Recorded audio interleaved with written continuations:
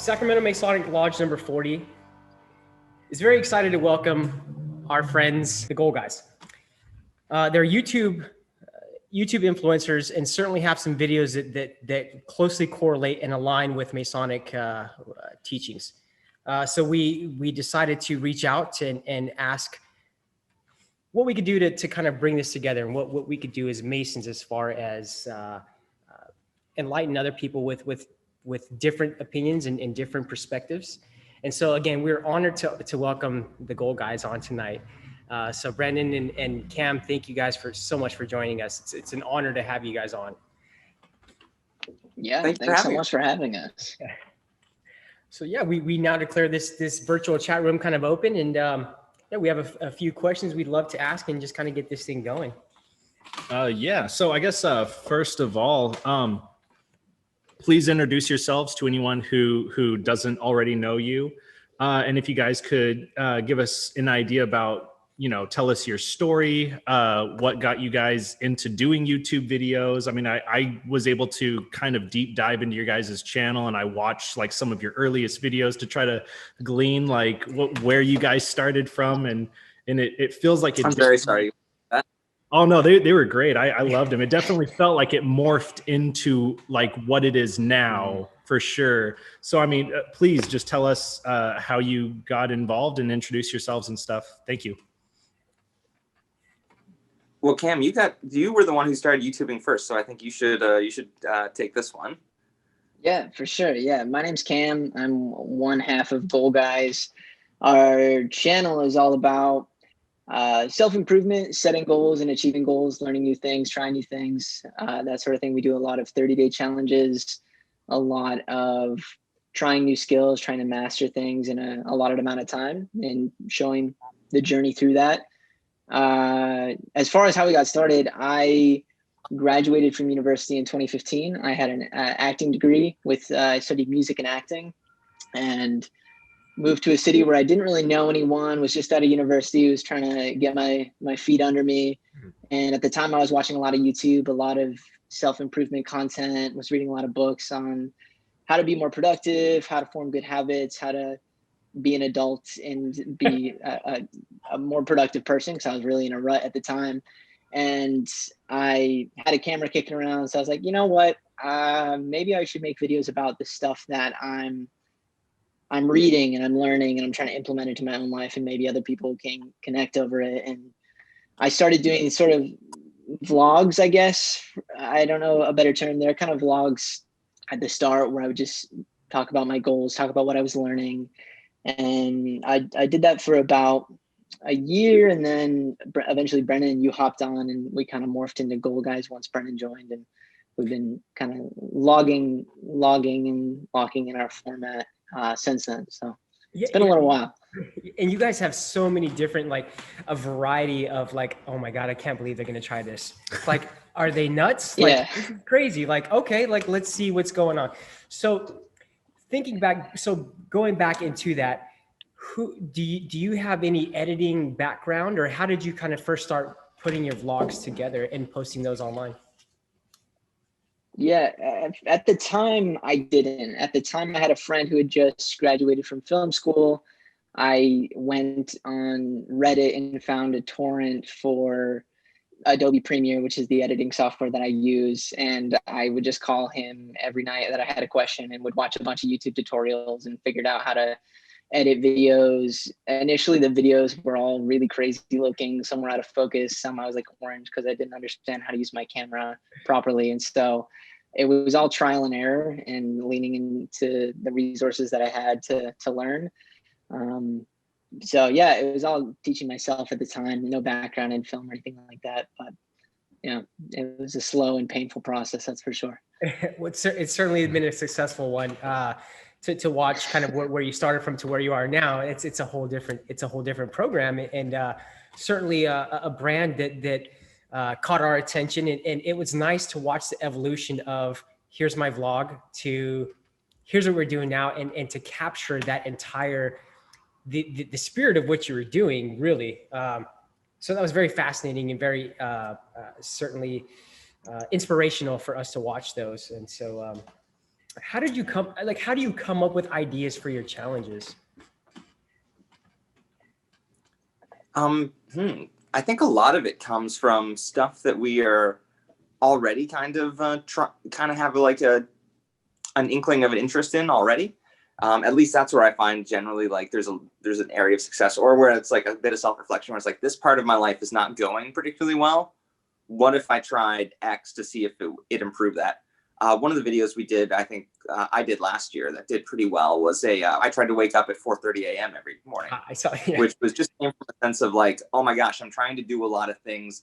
I don't have a really good structure to my life as far as like setting up on like a day by day nature. I wasn't able to keep consistent habits, especially where with these challenges, you're trying different things all the time.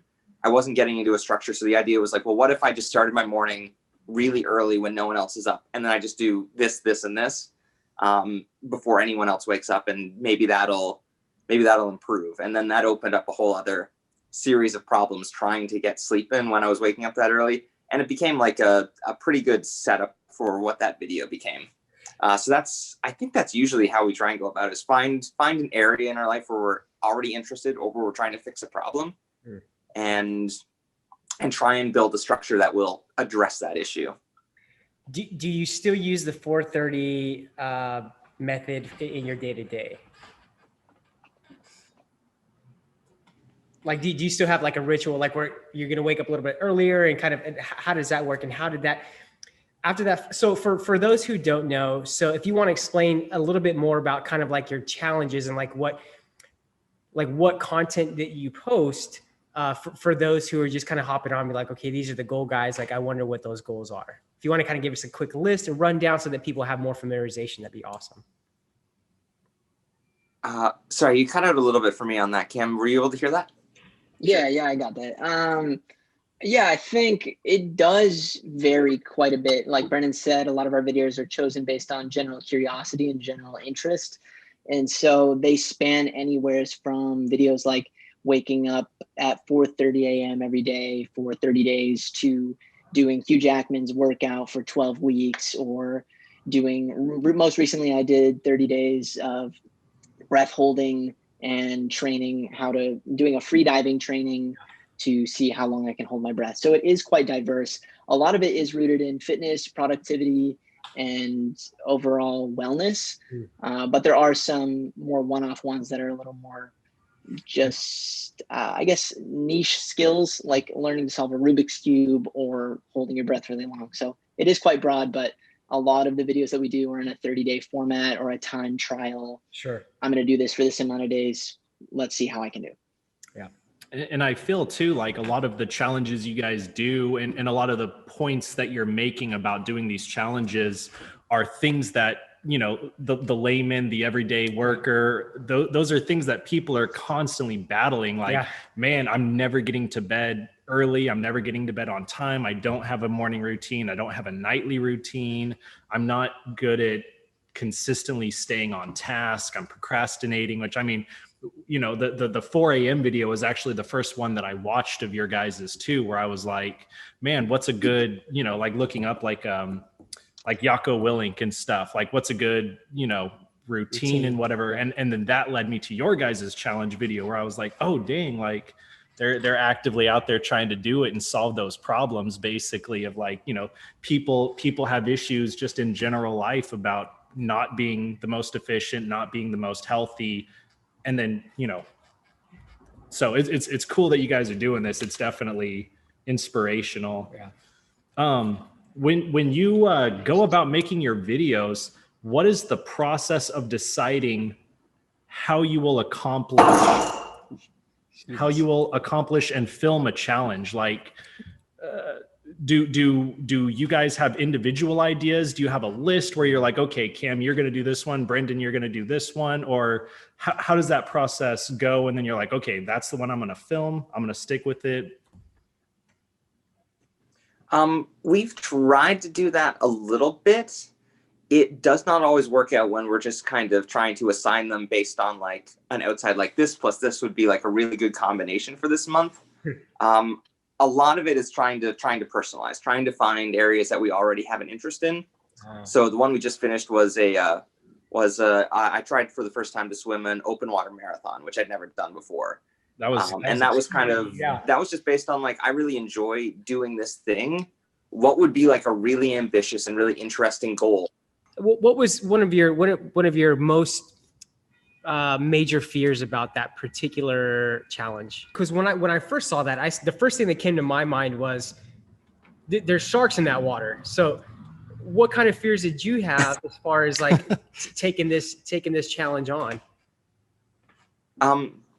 So the biggest challenges that came up with that one was because of the COVID situation and because of some of the environmental situations, was my ability to train was really cut back. So it turned into this challenge where I basically went in with almost no physical preparation, simply because the outdoor pools closed down in the fall and in BC.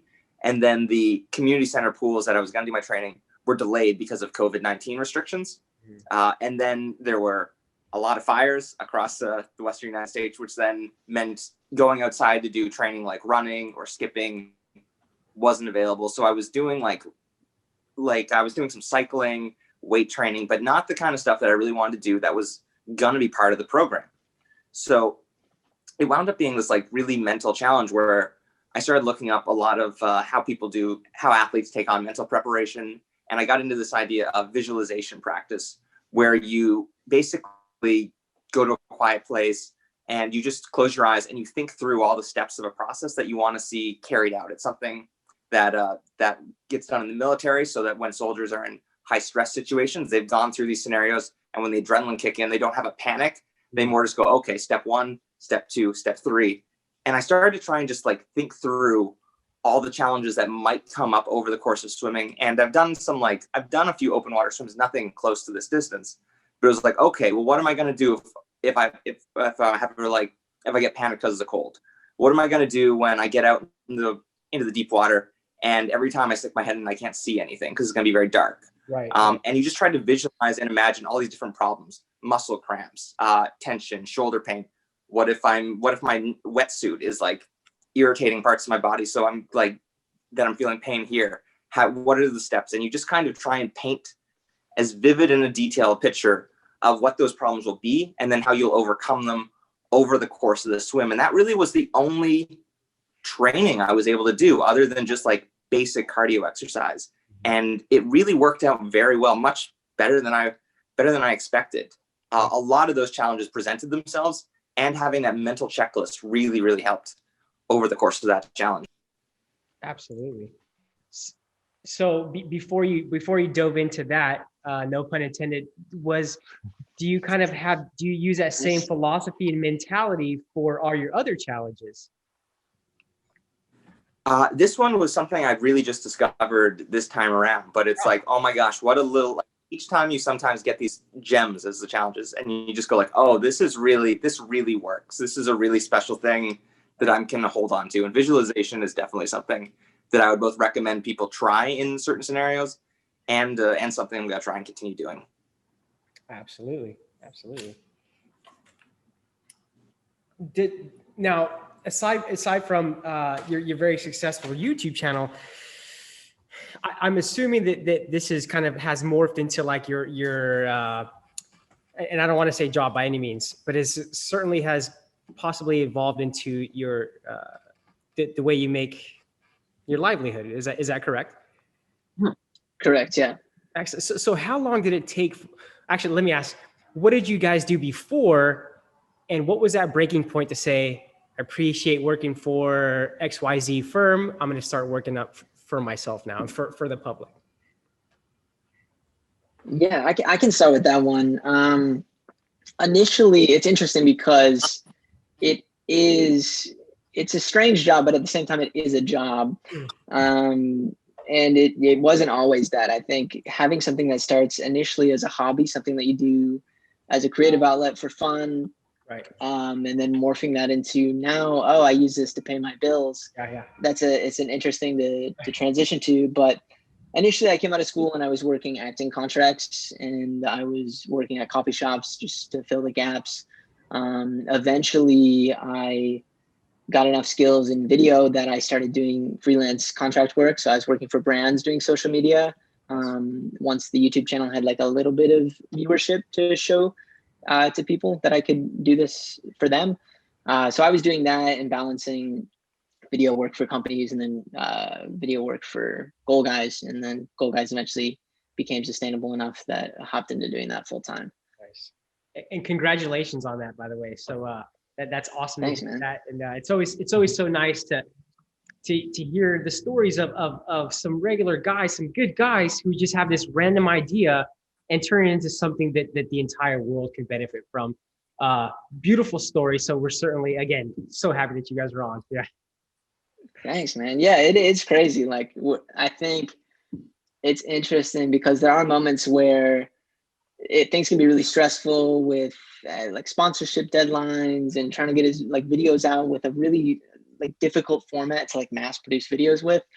But at the end of the day, I think we're both really, really lucky to be doing what we're doing. And it's crazy that this is what I do for a living right now. For sure. So, That's yeah, awesome. it's really special. Yeah. It's inspirational. Do you guys have Cool. do you guys have a staff that you have kind of working on your videos, or is it just two personal operation, or?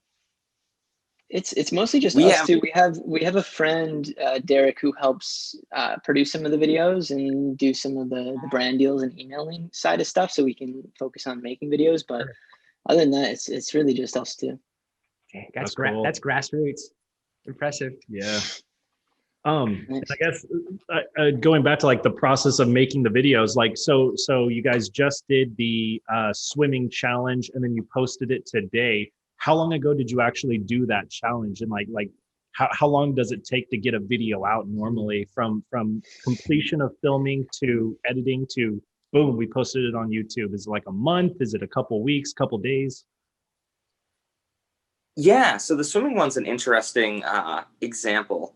That the marathon itself was October 1st. However, because of all the delays that had happened with that video, a lot of the stuff that normally gets shot in the first half of a challenge got shot after the fact because it was all a narration. It was all me describing all the things that went wrong. So you film the marathon, you do all that. You go back, you pick up some extra shots so it all fits together. And then it's like, well, okay, let me think about all the stuff that went into this. And then you write out the narrative, the story of it that you're going to explain to the viewers.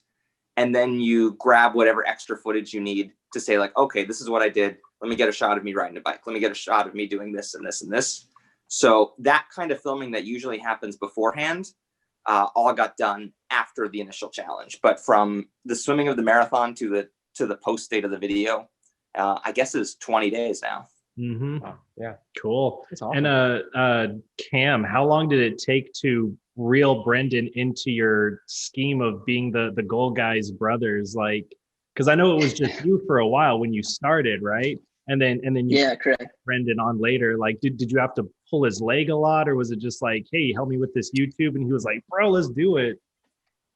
Yeah, luckily I didn't have to do much convincing. I feel it kind of was supposed to be a one-off video.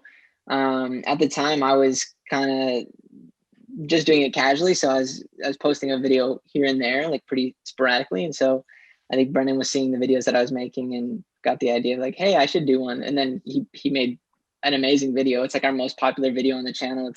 He did like Hugh Jackman's workout routine for 12 weeks. I forget what it was. Yeah. I think it was 10, yeah. Yeah, it got like, at the time, I remember it initially, I think in the first week, it got like 50,000 views, and our channel had like 3,000 to 5,000 subscribers at the time. So we were just like losing our minds. So I was like, goodness, Brendan is like a godsend. So after that, we were like, this is exciting. So I think it just kind of stuck. Yeah, I think we're a pretty good duo as far as skill set goes. I think we have very different skill sets that work together pretty well. So it just seemed like a pretty natural fit. Nice. Definitely. Yeah. I kind of realized that format of a video could become a model for the channel, where it's like, oh, this type of goal in a limited period of time, that seems to be a really, really neat, nice way to set something up. Yeah, absolutely. So you guys have been doing this for a while. You've kind of stuck with it. You're constantly challenging yourselves. how has the process of like setting a goal, achieving a goal, doing this on a regular basis, how has it affected your life in other ways, personally, professionally? Do you feel like when you go into maybe mundane tasks that you don't want to do, the process you've gone through to set a goal and achieve it helps you more than it wouldn't if you hadn't been doing this regularly? Like personally, professionally, how have you guys taken the skills you've learned to fulfill other aspects of your life? Ooh. That's a good question. When you ask about does it help you do more mundane things and be more my answer is no. No, I think I am quite spoiled to be able to turn what I'm interested in for that month or for that like period of time into my job for that period has made me very resistant to do anything I don't want to do, because I'm generally quite excited about each challenge that I'm taking on. The things that I've learned through the challenges, one of the things that's really been valuable to me was the aspect of project, like chunking projects, and that I should probably try and like explain a bit of what that means. But taking parts of a process and saying, I'm going to work on like this chunk today. So if there's a lot of research and writing that goes into these videos beforehand. And before I would try and like over the course of making a video, I'd probably be like, oh, I'm going to film in the morning. I'm going to research in the afternoon. I'm going to write before supper. And doing stuff like that was just a mess. And what I found really helpful with these days was like, okay, if on Monday, all I do is film and like I work with Cam or I work with Derek and we just film the video. If on Tuesday, Wednesday, all I do is that's going to be writing day. So there's going to be writing, research, and then Thursday, Friday, I'm going to edit. And taking that workload and condensing it into a single period of time, so your brain isn't constantly switching between projects and just trying to juggle a lot. Doing that has been some of the most like helpful time management skills I've learned from trying to do multiple challenges while writing them, editing them, and getting them posted, if that makes sense. Absolutely. So would you say that it's basically in order to deliver that quality content, is it basically one task at a time with, of course, the pipeline of notes or ideas that you might have? Is it just one task at a time challenge? Yeah, well, it's the idea that at least for me, and I think there's some good data that backs this up, is the idea that once you're working on something, you want to allow yourself to get into a rhythm. So you don't want to be checking Twitter halfway through. You want to like have that dedicated. We've interviewed a guy named Cal Newport who's written some great books on this, but like what he just classifies as deep work, where you're focused on that task and nothing else, and you've given yourself a window to work on. And it's a really tiring way to work. It takes a lot out of you, but you will get you'll get the best results when you're in that mode. Sure. So trying to set up your day where you have dedicated periods of time to be like, this is writing, this is thoughtful, important stuff. And then do the same thing with editing. With this latest video, we really took a lot of risks and tried a lot of different stuff in the edit. And that also came from just having like very concentrated periods of time where that was the only thing that was being worked on. And it led to I thought a lot of good ideas. I'm bringing this video up a lot because it's very recent, but I'm also just like really happy with how it did. I feel like what we did on this one is like, oh, can we try and replicate this on others now? Yeah. So yeah, you kind of you attained another kind of level in your the professional delivery. And I'm happy to hear that, because it did look kind of it looked more thought out, put together. Certainly, I was like, huh. Certainly very ambitious. Also, yes. I mean, Yeah. for it kind of reminded me of the trying to run a sub 5-minute mile or something. Which even the doctor in that video, like, are you a superhero? Like, are you superhuman? Even he was like, bro, that's crazy. Yeah. And I was like, oh man, that's got to be tough for sure. The 5-minute mile was a really tough video just because I really thought it was a doable goal, and it very wasn't. And every time I was trying, that weight really held over me. For those who didn't watch that one, do you have any highlights that you'd want to point out to it? So the goal was to do a mile in under 5 minutes. Tell us, like, how was it like a small group of people who have accomplished that kind of feat? What inspired you to do that, and how did you take it through from start to finish? Well, I think there was a big misconception that I had going into it, and many people in the comments will remind me of this, but running a sub 5 minute mile is not too uncommon, especially if you're in high school. If you run high school track at like a competitive school, you're probably already doing that. And I felt like, based on like the conditioning I was in at the end of high school, and I felt like I hadn't lost a lot of that. What I didn't realize is that is, for many people, that is pretty much, your cardiovascular system is never going to be much better than before you're like 22, 23. And everything after is a bit of a decline. So I think I took on that challenge at like 27, 28 and I had really let a lot of my cardio training go compared to when I was in high school playing basketball, doing a lot of working out in college. And I thought I would get back to that really quickly. And it was like, no, you're nowhere as close to what you were. Yeah. So yeah, sometimes challenges are a really rude wake-up call. So before you take on those types of challenges, especially ones that might be more difficult than others, is there a way that you prepare ritualistically to get your mindset? And I know we talked about visualization. What are other methods of approach that you've used before to kind of tackle these challenges, just to get your mind in that position to say, this is a crazy idea on paper, I'm going to make it happen? I think that's something that we're still figuring out and still learning. I think there's been a theme on our channel where we hop into things and under this assumption that working really hard and doing tons of work and throwing a lot of effort out to something is going to mean success. And with a lot of things, that's not always the case. I think for me, I've been learning that a smarter, more researched approach is better than just giving max effort and hoping for the best. Sure. A lot of times in our videos, we end up getting injured from overworking, or something goes wrong with our health because we are trying to do too much in a short amount of time. And so I think one of the best things I would say, as far as if you're looking to start something new, is to do your homework and pace yourself. I think with anything, when you're excited about something new and you want to jump into it, the natural instinct is to go full force. Right. And oftentimes you're going to do more of a disservice to yourself from that unharnessed energy and excitement than if you channel that into really dialing in the methodology of what you're about to practice and what's going to be the most sustainable method of doing this. So that's something that we've learned the hard way quite a few times. For sure.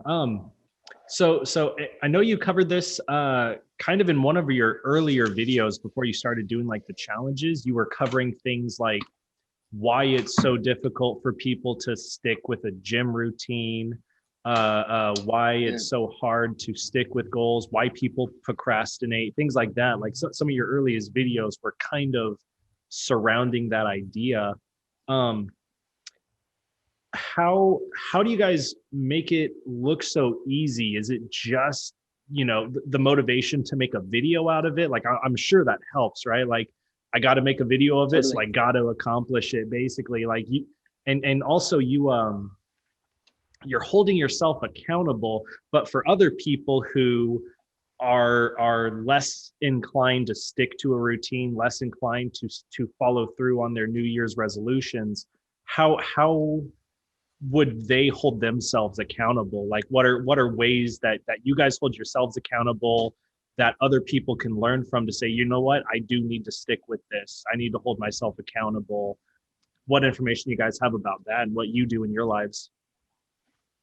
Yeah, for me, I think I'll speak on it first. Is I think the key word that you're saying is that, this accountability factor. And I think one of the most accessible ways of having a good accountability in a goal or whatever is to have community in that. And I think the times where I've been most diligent with going to the gym is when I've had a friend to go with, a gym buddy that, like, we're going to say we're going to be here. If I don't show up, I'm going to be held accountable by this friend that I've let down. I think there's also ways to strategize to avoid typical pitfalls for people. I think accountability is a huge one. I think it's your mind wants to make up excuses to not do things like going to the gym or doing writing or whatever it is you want to get accomplished. So there's some things like prepaying for classes or setting up systems that are going to prompt you and nudge you to do something even when you don't really feel like getting up and doing that thing. So I think it's knowing yourself and knowing what works for you and trying to take steps to get yourself in a system that's gonna prompt you to do stuff even when you don't want to. Because I think it's really easy to get up and do things for a couple weeks, and then that motivation tends to drift. And you need systems in place in order to continue that if you want to be successful with it. Absolutely, you got to put a little bit of skin in the game, you know. So when you talk about making those appointments or paying for those different classes, like you're more susceptible to go to those. Do you have any influencers that you personally kind of like? I know you mentioned Jocko Willink. Yeah, Jocko Willings. I know I've certainly have Oh, he's a huge motivator. I've listened, God. for sure. And David Goggins and guys like that. Like, who are your guys that you're like, I need a little bit of extra kick in the butt today? Like, who do I watch to get that inspiration from?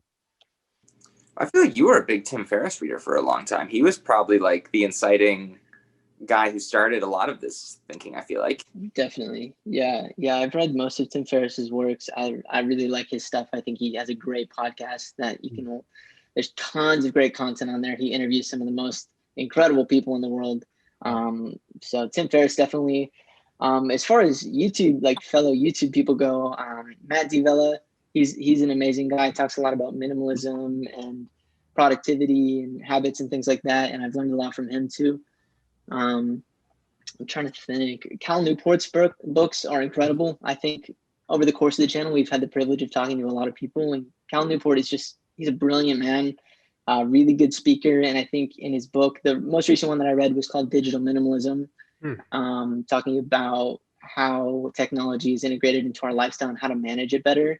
I don't know about anyone else, but I love using my phone, and it's been a huge pitfall for my productivity. So Cal Newport is a great one as well. We'll have to definitely check that out.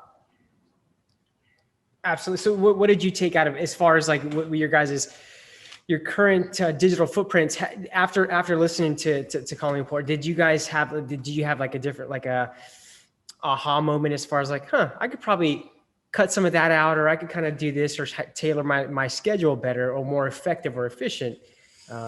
Did you guys catch a lot of that, or?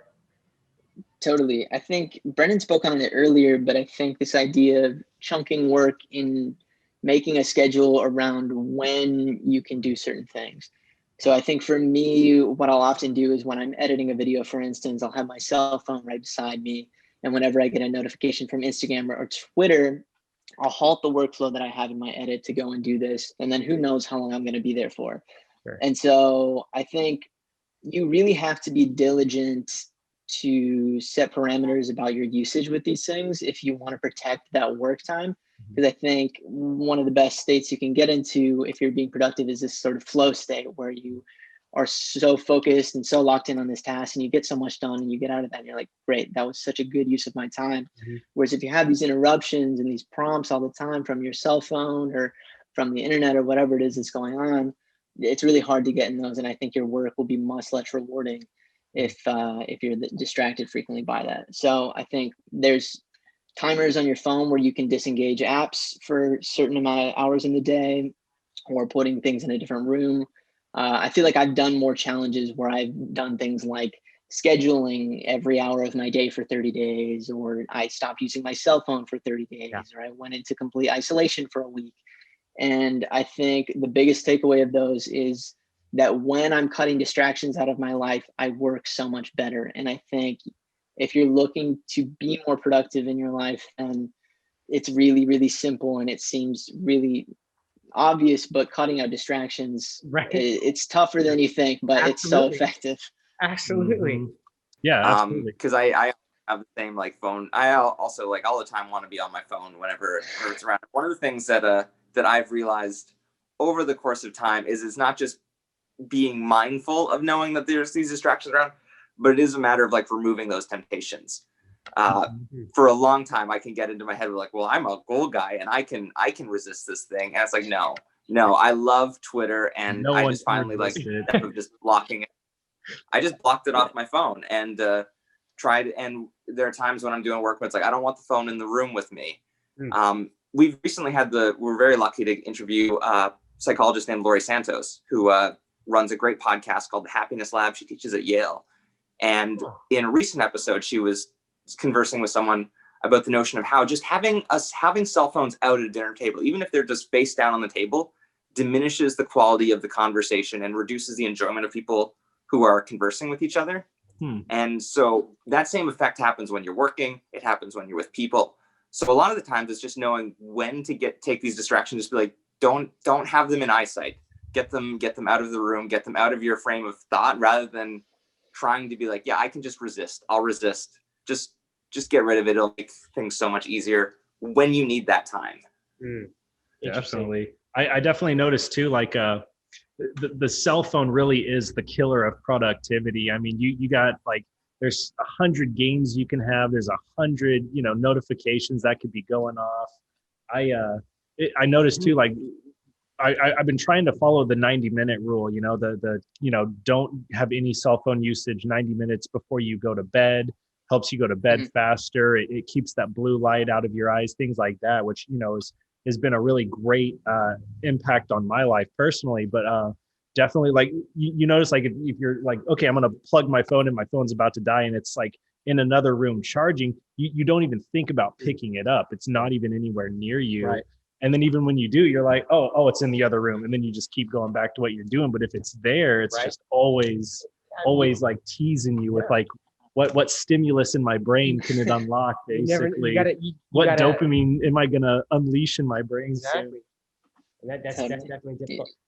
Have there been any goals that you guys have set out to film and were like, you know what, this great concept, great try, like pat on the back, probably not going to make this happen? Has there been anything like that you guys have encountered? As in we just didn't go through and like didn't make the video, or the goal failed? Or even like, yeah, like you went even through the process of filming it and everything. And then you were like, you know what, we scrapped the whole video project, maybe even halfway, like any videos left on the cutting room floor that the world will never see. Yes, but it is not for anything in particular.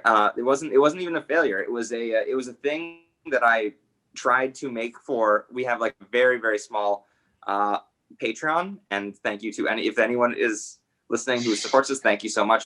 We are terrible at making content platform, and for a while I was like, I'm gonna make a small video where I learn some juggling skills, and it wouldn't like generate enough views on YouTube to make it worthwhile, but I'm just gonna make it. I'm gonna put it on Patreon, and that video is still half edited on my computer, and I have just because of the nature of how we prioritize our time and what we're working on, there's never been a window where it's like, if I could get a day and a half, I could finish this video, but that day and a half has not appeared for 2.5 months.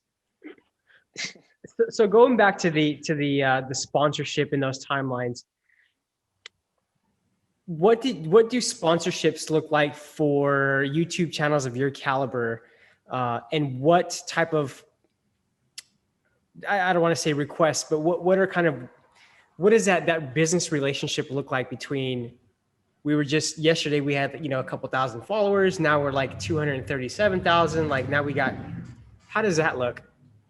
It's been a journey. Yeah. But the thing about it is it's different every time. I remember when we first got contacted, most of our sponsorships are run through by ad agencies. And so I remember when we were still like really fresh into this, we got contacted by a sponsor, and it was the craziest thing. I was like, whoa, that's amazing. We really made it. Right. Yeah, such a high. And I think it was like Squarespace or something, like a classic YouTube sponsor you see on like every video. And so, yeah, I think it's all very case by case, and it's all like individually unique based on the brand and based on who it's coming through. But we're lucky. Like most of our sponsorships, we don't have to search or hunt for them. A lot of them come to us now, which is amazing. Sure. And yeah, so I don't. It's hard to say. It's hard to like summarize because they're all really unique. Yeah, I'm not sure. I'm not sure what to speak on it.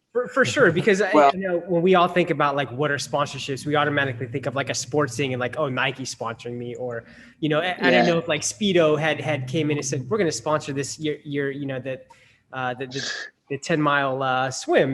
We don't know, and I was just kind of curious. I was like, I wonder like if those relationships like do they help fund these projects? Totally.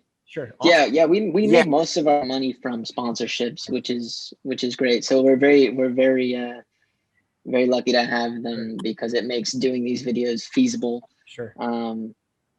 But yeah, I don't know, Brennan, do you have anything to add? It is a weird dynamic for us right now with brands, because self-improvement is, I think, at its core, an optimistic optimistic medium. It's the sense that you can change your habits and things will get better. Sure. And I don't know if this is true across the board of people who make these kind of videos, but 2020 has not inspired a lot of optimism, and it has it has made the amount of audience we reach over the course of a single video a little smaller than it was before. So there's a give and take where brands are like, you're not bringing in quite the same amount. It's like, yeah, but people are sad. I understand that not everyone is looking at their fitness goals the same way right now, or taking on things. So it's always like a matter of like not just saying like, hey, we made it, but it's a matter of just continually making it. I think with YouTube, and continually trying to make content that connects with people in the moment, even when that moment is pretty different from anything we've seen in, I don't know, about a century. Right. Seriously. So that's interesting, because I would have assumed that maybe you guys, your footprint has expanded more throughout the online platform. But so it's interesting to hear that there was that we get that information. That's interesting. I definitely found your Well, guys' videos through. I don't really know. Got it. I definitely found your guys' videos through quarantine too. I mean, like me, just being generally lazy during the day when you have no structure and just kind of not working as much, not doing as much.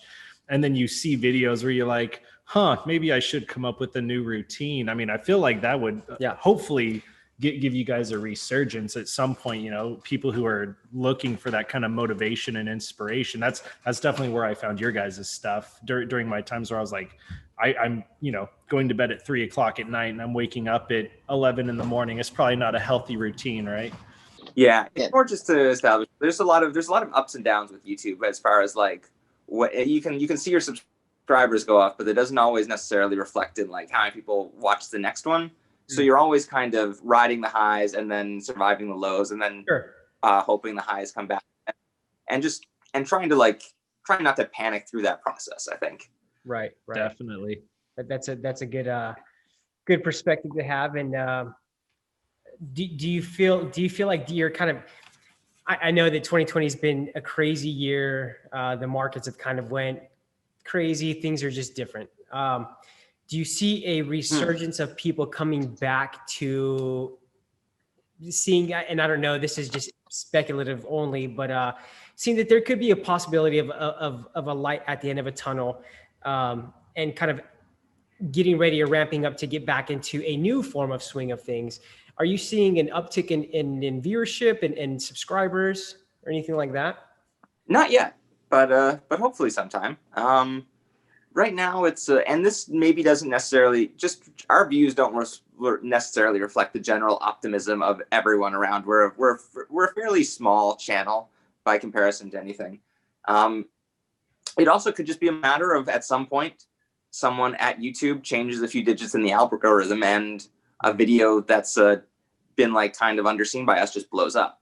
That's happened before, and the amount of prediction I can give as to when people are going to start seeing our channel, like, because we've had huge periods of growth, and then we've had smaller periods of growth. That if you try and let that dictate your life, you will go a little crazy. And I think we've both gone a little crazy at times, trying to wonder what it is At this point, we've resulted just calling the algorithm the Great Old Ones, and leaving it at that.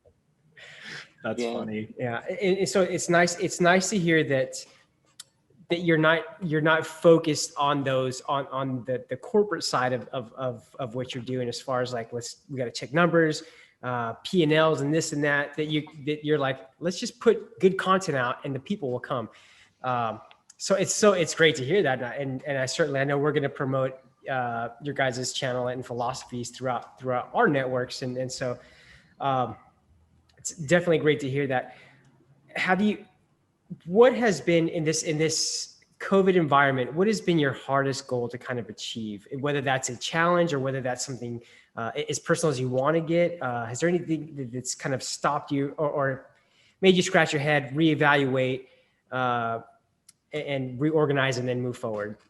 I mean, I can speak to that. I think it's for me personally, it's definitely been a tough season. I think living in Canada, a lot of my friends live in the United States. That's where I went to university. And so all of a sudden the borders closed. All of a sudden you can't travel. A lot of the people that are the closest to you, you can no longer see. And so outside of YouTube and the ups and downs and the peaks and valleys that happen with just running a YouTube channel, I think it's been a tough year. And I think you really start to analyze what in your life is working, what is not working, and trying to re-strategize some things in those tough seasons. At least that's how I respond. Sure. And so I think there's been a lot this year for me of self-analyzing and trying to figure out what's gonna give me purpose and brighten my day and what's gonna take care of me. And so I think I'm figuring out looking at a lot of the content that I make and figuring out what excites me, what's gonna give me a sense of purpose in making them. Yeah. Because I think, touching briefly on what we just talked about, is like when a hobby becomes a business, all of a sudden it changes, and it doesn't always have the same joy that it used to when you get caught up in money and sponsorships and viewerships. And I think a lot of it to me has come back to making like what you said, making good content, making stuff that I'm excited about sharing. Sure. And I think we both had a moment today when we posted this video of swimming the marathon, where I watched it last night. I was like finishing a section of the edit. It was like the last bit where Brennan's finishing the race. And I stopped, took my headphones out, and I don't typically show my videos before they're done to people, but I pulled the computer over to my fiance and I was like, hey, just look at this. Like, I was so excited about it. I was like, there we go. That's like the feeling that I'm chasing, that like, I think I've done good work. Yeah. I'm so excited. I'm like proud of Brendan for doing this. Right. And it's like, okay, there we go. Let me like chase that. Like, let me figure out what about this process worked and how do I build off that? How do I play to my strengths and keep that momentum going? Sure. So I think in a tough season, that's what I've been trying to figure out. And it's been a lot of trial and error, and there's been a lot of low points, but it's nice getting a few of those wins every once in a while. Definitely. Absolutely. And so during this time, and as you're going through these different situations, who has been that kind of rock and that kind of that person to that you could bounce ideas and really just kind of vent to in your lives?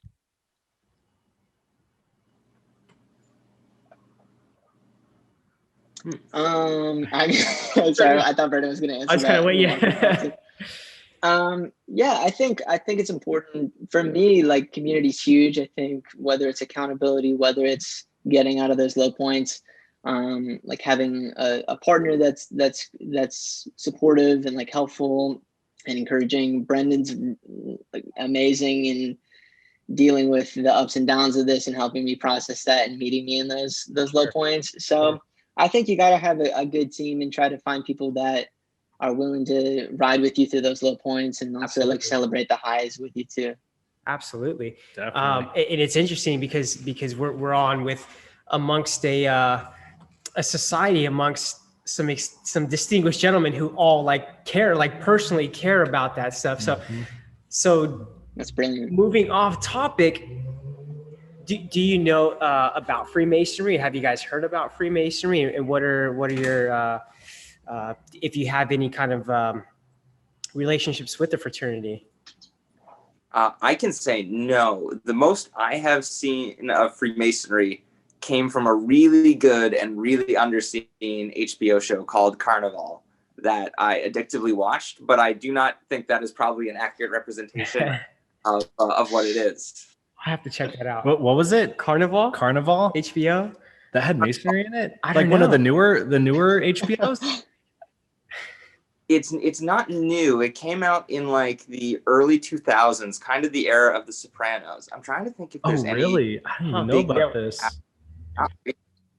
And I apologize. You might watch it and be like, that is definitely not Freemasonry, but I believe it has alludes to Freemasonry Gotcha. in it as but that is set in the 1930s Depression era period that you never see in film or television. I just, any chance I get a chance to like chat about that show, I'm like, oh, so good. So I'm a big nerdy fan of that.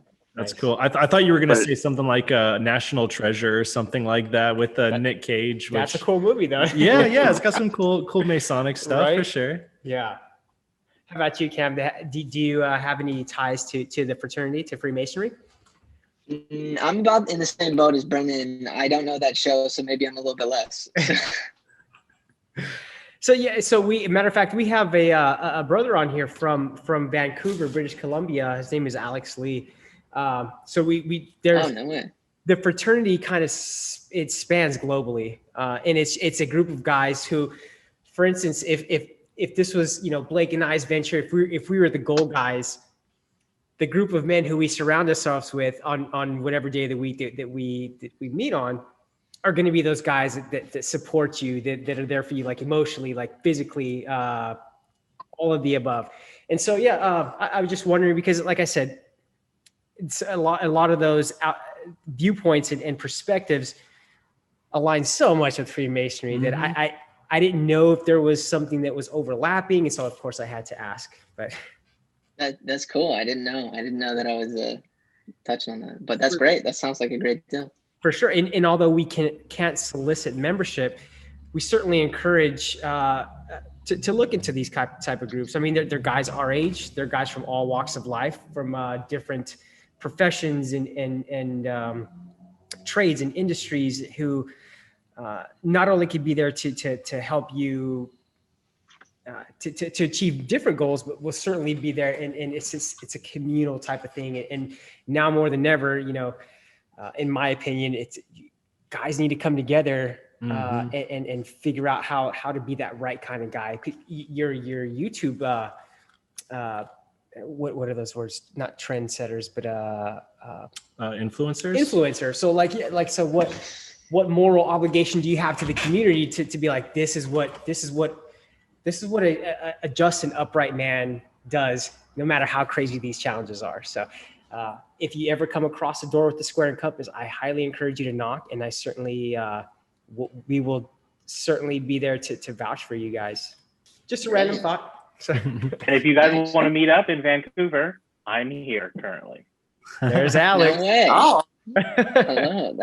That's crazy. I always love meeting new people. So let's do it. Oh, you'll meet amazing people for sure. Absolutely. Getting back to like the high of like, trying to chase that high when you're making your videos and stuff. What has been your favorite goal to achieve, either personally, like, oh man, I did it, I'm so excited, or maybe you enjoyed it so much because it got you a ton of views, it boosted your viewership, or maybe it was just like a personal achievement to yourself. Even if it didn't get a lot of views, you're like, hey, I'm still proud of myself. Like, when you think back of all the things you guys have done, is there like a standout goal and achievement where you were like, that I could do that again for sure if I had to? Definitely two that come to mind. I think one that I was really proud of achieving was when I ran my marathon. That was a huge one for me. During the process, I had a calf strain, so overcoming injury, rehabbing the injury, and then finishing the marathon with a decent time. I was really proud to finally get that one done and achieve that. So that was huge. For me personally, another one that really stuck with me was I did 7 days in complete isolation. And there was so many takeaways from that challenge that were really beneficial. That's one of my favorite videos that I've ever made. It didn't get a lot of views, but to me, like, it was so beneficial having that time to be in solitude and do some self-analyzing and have that space to be productive and be with myself. That video really, really stands out as one of the highlights on the channel for me. I was almost thinking you would have said that one too, because at the end of that video, it went from like, man, I thought that was going to be harder, but then you were like, I actually enjoyed it, and you even learned the piano and stuff, right, while you were doing it. Yeah. I mean, I that loved sounds it. like fun to It's me. crazy. Put me in a Yeah. basement for 2 weeks. Like, that sounds awesome. Where do I sign up, Learning Coach? new stuff and no obligation to the Yeah. outside world. Like, that sounds amazing. Yeah. Yeah, it's funny because I'm a very extroverted person, very social. So I rarely spend time alone. So I think a lot of people thought I'd really struggle with that, and honestly, so did I. I thought I was going to go crazy after 3 days, to be honest. But it was great, and I think I learned a lot about myself, learned a lot about things that can make me healthier, things that can make me more productive. And I was able to do it, which was amazing to me. Yeah, that's awesome. Yeah. Absolutely. How about you, Brendan? Do you have a fave?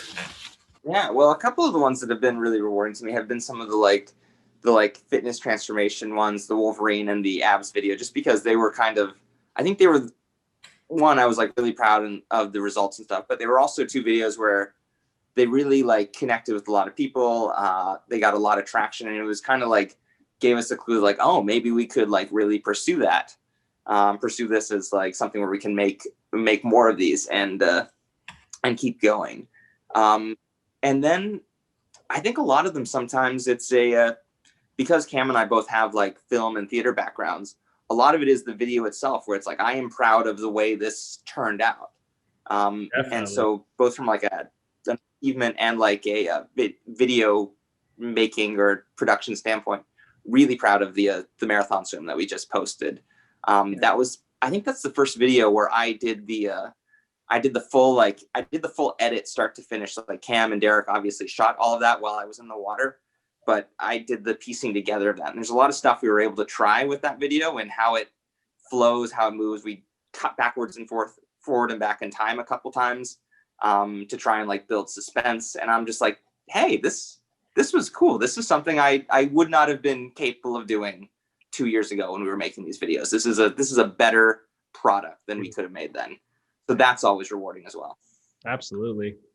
I do video production as a profession too, and it's so rewarding to see, like, when you did the right, cinematography, you got the right editing down. I mean, you can even have like the worst narrative, and as long as you shot it and edited it well, you're like, dang, that looks, pretty smexy. But as we've kind of tonight gotten to know kind of like, the goals that you guys have accomplished, and they're about, health and wellness and things like that, all of the goals seem to come from some type of like philosophical idea, like as far as the reducing screen time came from, just the general idea of like your procrastinating and then spending 2 hours of complete silence. Like I really enjoyed that video. Came from the philosophy of mice who spent time in isolation, like noise isolation. Mm-hmm. They were able to complete tasks faster because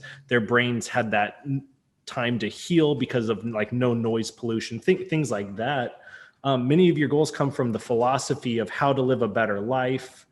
How much have your guys' lives improved overall from not just accomplishing the goal, but like studying the problems, basically?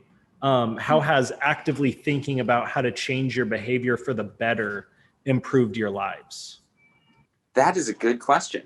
I think I can start. I think one of the biggest things is, familiarizing yourself with your weaknesses. I think a lot of the videos come out of a place where there's something that's not going well in our lives, whether it's fitness, whether it's productivity, whatever it may be. I think most of the videos in a way are a response to weakness. And I think when you take 30 days to try and reconfigure and restructure and tackle something, you learn different tools and different skills and different habits that can help you overcome those things. Does that mean those problems go away? No, for sure. I did 30 days without a cell phone because I was addicted to my phone, and then got the cell phone back, and I still had the same problems, but I'm very aware of different steps I can take to overcome those, whether that's putting my phone away during my work day or whatever. Yeah. But that's something that I can take, and now I have to turn to as a skill and as a tool to utilize. Right. And so recognizing a problem initially led to kind of a deep analysis of the issue and how I can take steps to get better at that. Is it perfection? No, but it's a step that I learned a lot from and use things from consistently going forward. Absolutely. What goals have actively become a habit after you have started implementing those? Just like you said, I know you touched bases on that cell phone. Is there anything else that kind of stands out in your minds as far as like, I'm kind of keeping that, aside from the I think there was a card in the banana trick. Yeah, you guys really watched the back. You guys definitely caught our attention, and for the past few weeks we've been really internal communication, like, you got to check out these guys, like check them out, like they have some crazy stuff out there. Like if our goal in life is to improve ourselves so much that that are that beacon of light for society to follow, like we need tips and kind of inspiration from everything. And so in the 21st century with among COVID, like we turned to YouTube and found you guys. So we certainly have incorporated that into our day-to-day. So thank you for that. Love that. I love that. Yeah. So are there any things that you guys kind of held on to that you've implemented with that? Yeah. Well, a lot of our challenges, the way we set them up, they tend to be extreme in nature. So just as the nature of creating like an entertaining product that people watch. So most of them never stick in their entirety because to do so would just become impractical. Like but the sound video, which we talked about. What's that? Like waking up at 4:30 every morning. Yeah. But the silence video in particular, that was, I think, one of the first challenges that really got me thinking about mindfulness and the amount of like, and what we're absorbing, what we're processing, that we do so without really being aware of. It turns into a lot of white noise, but that white noise actually has an effect.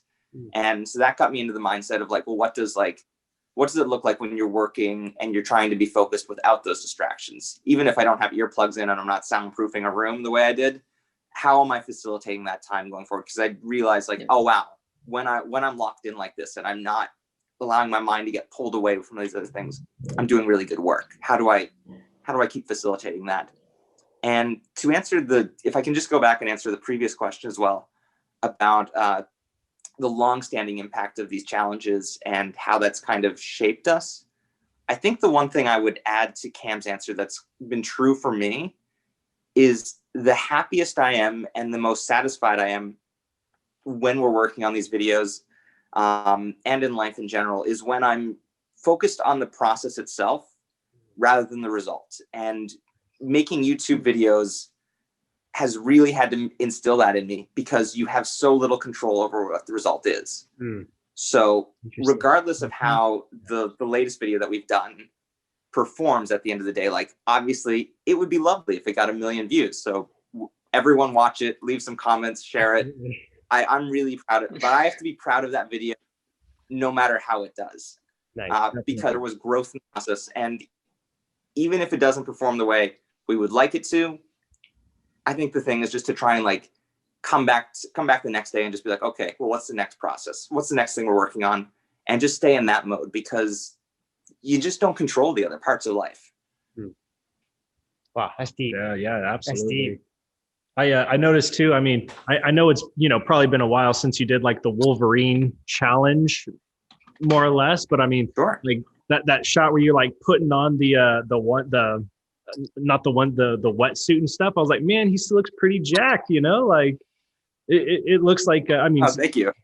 things like that, you know, kind of don't just like leave in its entirety too. And I mean, I know you do a lot more of the physical aspects too. Like, I mean, accomplishing that free muscle up and stuff like that, that seemed, you know, like a real feat too. I mean, I've never done a muscle up in my life. So I'm like, damn, like, and you know, so like seeing from, you know, kind of how you were and looked and performed physically from the beginning to like now trying to do a 10K in water, you know, and still looking jacked. Obviously those challenges kind of stick with you to like keep the body, keep the look, keep the health aspect all going, moving forward, right? Like maybe next time you do something even crazier just because you're like, oh man, I've still kept the routine of being healthy, being physically fit going.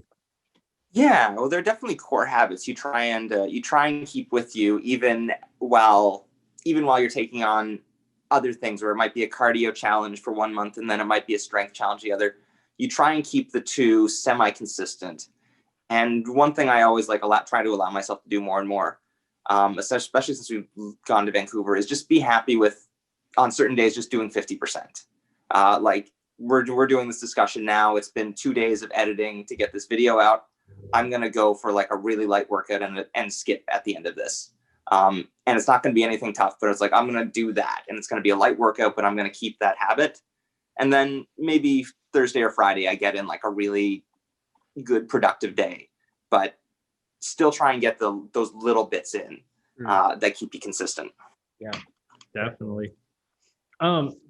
Through this journey, I don't want to keep you guys too long. We got just a couple questions if you guys don't mind, but through the journey of accomplishing these goals and things like that, and I feel like maybe we've kind of touched on it a little bit, but do you guys feel like you've unlocked something inside of yourself that is kind of like the secret to accomplishing goals, the secret to being more productive, the secret to keeping yourself accountable? Like, is there some sort of secret thing in your brain that you've unlocked that now you're like, oh, now I know I can do this, whereas before you were like more apprehensive, more hesitant to accomplish things, even just like in your normal life, not even for like YouTube, but like in your normal life, where if you saw yourself, let's say you saw yourself 3 years ago and you were like, oh, me back then, I wouldn't have done that. But today, because of all the challenges and a goal achieving, I just constantly do, it's now a habit for me to be like, oh yeah, no, I could do that now. But like 3 years ago, 5 years ago, I wouldn't have been able to even think about something like that. Is there like a secret that you've unlocked within yourself to change who you are, basically? To get in that zone? To get in that zone, whatever it is. I don't know if there's any secret to it. I will say there's been, and this maybe dips back into my previous answer, but we covered a video a couple months back. There was just a talk to camera kind of video essay thing. And the concept we were exploring in that was the notion of what psychologists call a locus of control. And that's basically things within our life that we have a direct control over and how much we're aware of what we have control over, and things that fall outside of it. And what I think doing specifically the Wolverine challenge was it kind of like made me aware that's like, okay, when I put my mind to this and I work out and I eat right and I do all these things, if I work really hard and I control those elements, I can succeed at this thing. I can follow through with that. And I think I think what I've been able to carry forward from that is just the knowledge that while I have no control over so many things in my life, what the habits that I'm doing and where I'm applying my time, I'm like, oh, I have that in me. I have the ability to stick with this thing. And I can see results if I do that. Yeah. Doesn't mean I'll see the same results that LeBron James might see or Michael Phelps, but I will improve relative to myself. And when I'm working in that range, I'm able to push myself and keep going. Nice. That's really cool. Yeah, I think that just to piggyback off, if I could, absolutely. I think for me, I think a lot of times I've idolized people that present themselves as gurus, your David Goggins, your Tim Ferriss, people that seem like they have everything together, that they're hyper productive, just these mutant beings. Right. And I've been waiting this entire time for that switch to turn on, and all of a sudden I am that level of being. You just become a mutant all of a sudden. Exactly. All of a sudden something flips and being unproductive is off the table, like impossible. That's never happened. And I think that's something that we take into consideration with our channel. Is I think a lot of times in self-improvement, you get a lot of extremes. You get a lot of people that only show the best, only show the good parts, only show like the successes. And I think that's inspiring, and I think that's amazing. But I think there's also success in showing your failures, and I think it's relatable to show your failures. And I think the thing that is the secret for me, I think, is taking those failures and figuring out how to not fail the same twice, figuring out how to take a failure that happened yesterday and take it into the next challenge and say, okay, I'm not going to do that this time, and I'm going to be better at that this time. Okay, that's a step forward. That's progress. That, in my opinion, that's the secret. Yeah, that is a secret. I'm like, okay, never do the same failure twice. Learn from that. Learn from that. Improve with every rendition, every new edition, every new challenge you put your mind to. You're like, that maybe that is the secret right there. Like, you fail so many times, you just find 100 ways it doesn't work, and then it's like there's those 5 ways that it does work out of 100 ways it doesn't work. So it's not really a failure if you're just constantly growing from that first step up, basically. Exactly. Yeah, and keeping momentum after failures, because I think when you mess up, you have, or especially early on in challenges, you have a ton of momentum, a ton of drive to do something. It's not always like that. It fades away. That energy comes and goes. And so I think in those low points, when you fail and you slip up with your routines or your habits, it's like, okay, how do we go from there? Who are we after that? And so I think those moments, and learning how to navigate those moments, that's the secret, I think. Yeah, exactly. It's that drive to where it's like you're either gonna go forward, propel yourself to greatness, or you're gonna you can sit there and let that whatever it is kick you in the butt, and it's like you're just gonna give up. It's that little. I think that's what it was. Oh my goodness! I think we just solved the mystery of life. But on that high point, please tell us how we can find you for all of our viewers out there. Like, how could we go and promote your brand? Yeah, we're Goal Guys on almost everything. We are Goal Guys Insta on Instagram. Okay. If you go on YouTube and you search Goal Guys, you'll find us. Excellent. Goal Guys, gents, ladies and gentlemen out there. So yeah, we will definitely look for that. We wish you so much success, you and Brendan, and so happy that you guys came on tonight. Please consider us friends and family here in Sacramento. So whenever you guys are around and you're like, hey, I want to take a trip downtown, please let us know. We will make sure that we take care of you guys. Beautiful, man. Thank you so much for having us. It's been lovely. Absolutely. And thank you for everybody that's coming on tonight. And for those who are going to be watching at a future date, we hope you guys all enjoyed this. We certainly promote the brand. And as a tradition of Sacramento Masonic Lodge number 40, at the end of these very enlightening conversations, we take a drink of our choice. And may the blessings of heaven rest upon us and all regular Masons. May brotherly love prevail and every moral and social virtue cement us. Amen. So may it be. Cheers, you guys. Hope you guys have a great night. Boom. Good luck. We will be here supporting you in the background and in the front, whatever you guys need. So see you guys soon. Thanks, folks. Take care. Guys.